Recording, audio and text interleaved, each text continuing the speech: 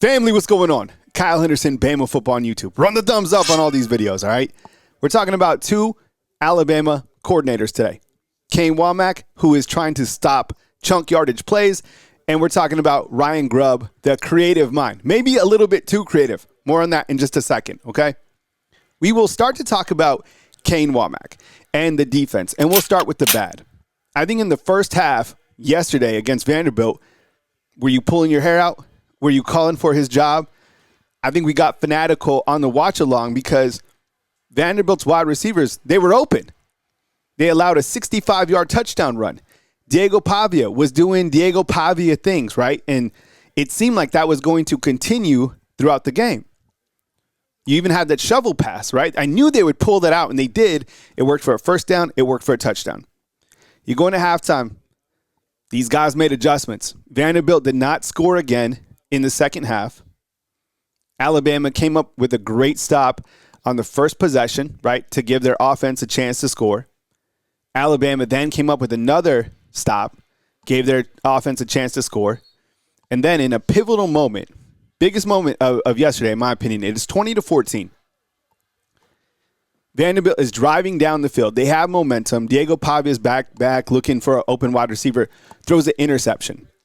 And Keon Sabb comes up with what I felt was the play of the day. They clearly made second half adjustments to stop Vanderbilt. What we've seen from this team is the defense has made plays when they had to. Rewind to the game against Georgia.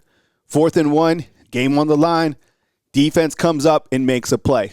The second half identity has been really good. I am cautiously optimistic about the defense. And I've been tough on Wommack, right? The chunk yardage plays, they scare me because I know the opponents that are coming down the line. But I also have to step back into reality and be like, look, these guys allowed 21 against Georgia in Athens and allowed Vanderbilt. What was Vanderbilt scoring? Like 50 points a game?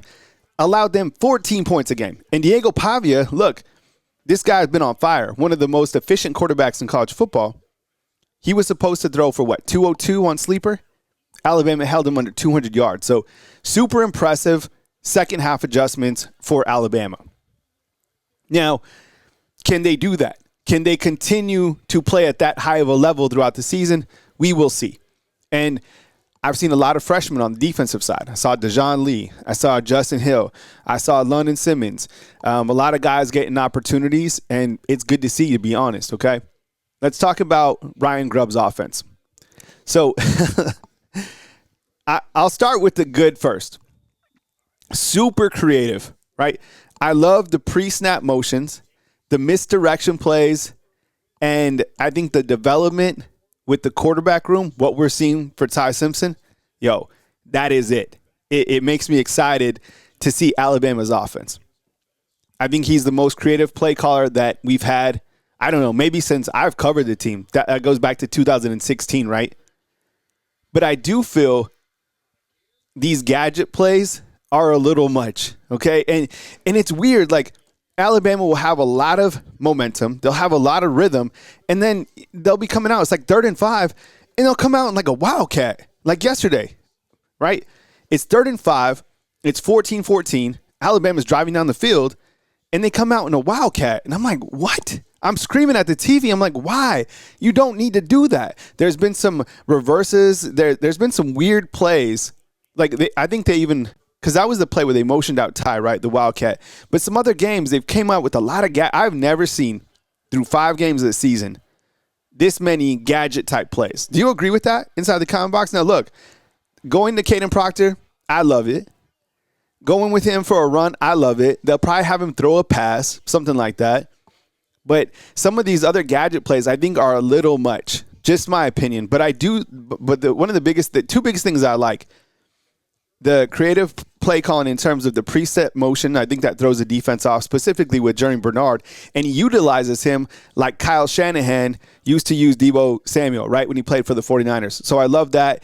And last thing, lightning mode. When Alabama had under 2 minutes, 1 minute and 11 seconds, something like that, they drive down 80 yards, put a touchdown on. Baller performance by Ty Simpson. Really good play calling from up top. Great execution from the wide receivers. 100%. I want to also talk about Ryan Grubb and the running game, right? Because for the first, few games of the season, Alabama did not have a running back hit the 100-yard mark. And that was kind of a hot topic, right? It's like, does Alabama have a running back that can get 100 yards? Do we have like a bell cow of a running back? You have all these running backs that we talk about. Well, you didn't have Jam Miller. And I felt that even against Georgia, Jam Miller was effective. You weren't going to run against Georgia. You just weren't going to. But I knew that Jam Miller would play a really big part in the game against Vanderbilt, and he did. The only issue that I had was, what did Jam run for? He had over 50 yards, maybe even in the first quarter, right? But it seemed like in the second half, when Alabama had opportunities to take kind of even more air out of the game, they went away from him, and they continued to throw. It wasn't until that final series to where Jam ripped off that long run, but I would like to see, and Alabama does have long sustaining drives, but I think I would like to see a little bit more focus on, look, if Alabama's ahead by 10, whatever it is, don't be afraid to air out the game with somebody like Jam Miller. And I know this video is about the offensive coordinators, but damn, Jam Miller looks very impressive. He looks great. His second game, and I think if other people like Missouri right now or Tennessee, you're starting to look at Alabama, you understand that running back is dangerous, and the running back behind him, Kevin Riley, is also dangerous as well. So that's my take on the two offensive, the two coordinators, right? The OC and the DC. I think that Ryan Grubb is an elite level mind. I think that he will be either, a college head football coach, probably sooner than later. I don't know if he'll go back to the NFL or whatever, but I feel like he has aspirations.